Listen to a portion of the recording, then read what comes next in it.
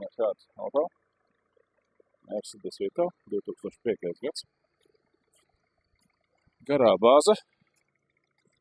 6 sēdvietas, 5 sēdvietas. Un aizmugurē ir kravas nodalījums. Auto pēc 6 gadiem ļoti labi saglabājies. Gadās redzēt tik labu eksemplāru. Auto vēl nav tīrīts, sakots. Nesen ir atbrauc pie mums tikai no Holandas. Šādi izstās. Šāds mums ir salons. Multimediju sistēma, 6-pakāpju plānsimkārba.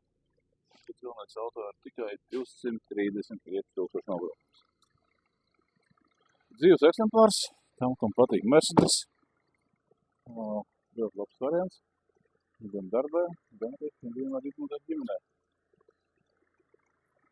Labs auto.